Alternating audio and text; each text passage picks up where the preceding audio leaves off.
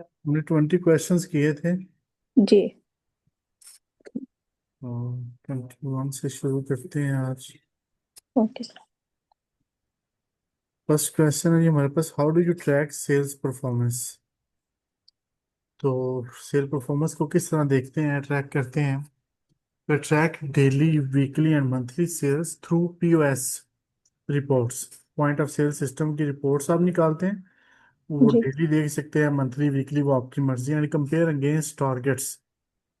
आपके जो टारगेट है उनके साथ कंपेयर करना है कि हमारा टारगेट है कितना था और हमने कितनी किया sales. I also monitor individual staff performance.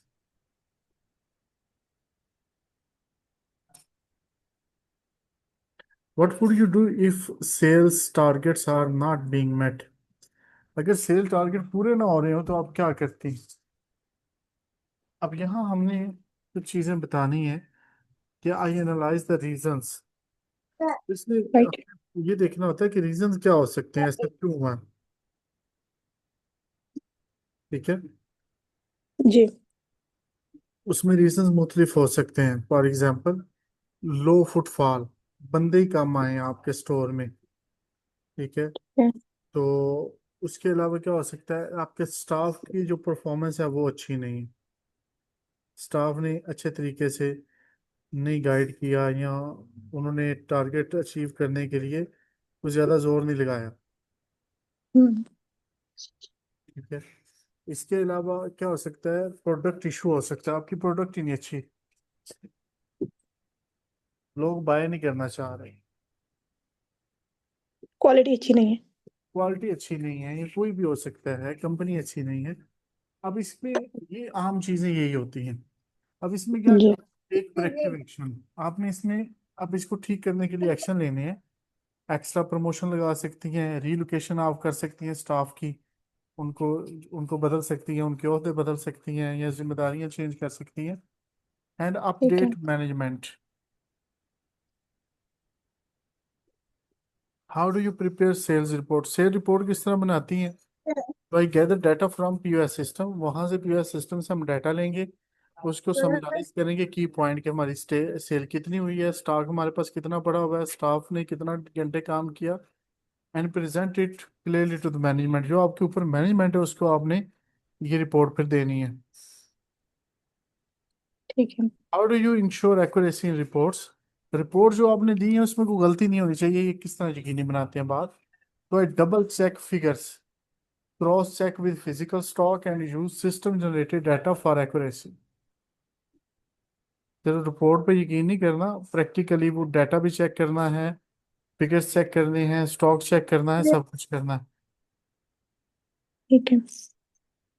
How do you how do sales reports help business decision.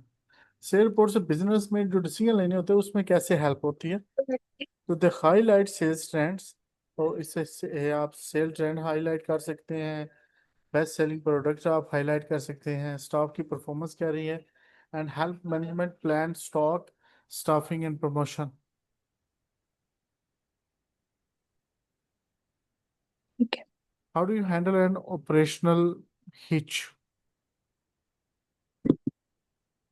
Operational hitch जो है उसको हैंडल किस तरह कहते हैं, मतलब कोई इशू आ जाता है हम्म। तो उसमें किस तरह कहते हो, identify the issue quickly, liaise with the supplier or relevant department and implement a temporary solution while working on a permanent fix।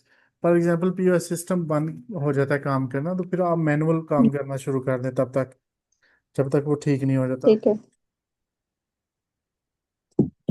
Can you give an example of resolving a supplier issue. कोई supplier issue आपने resolve किया हो वो बताएं। तो once a supplier delayed a delivery, I arranged an emergency delivery from an alternative supplier and adjusted staff focus to other available products। Okay.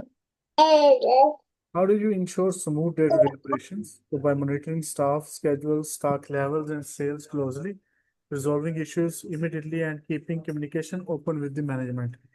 इस तरह आपके जो ऑपरेशन है वो स्मूथ रहते हैं, उनमें कोई मसला नहीं आता। ठीक है।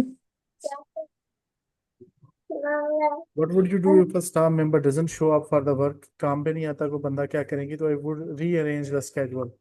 Schedule बदलना पड़ेगा. Call backup staff, किसी और को बुला लेंगे. And step in myself if required to prevent service disruption. अगर कोई और बंदा भी नहीं मिलता, कुछ भी नहीं है, तो आप खुद उसकी जगह काम करना शुरू कर देंगे फिर. ठीक है.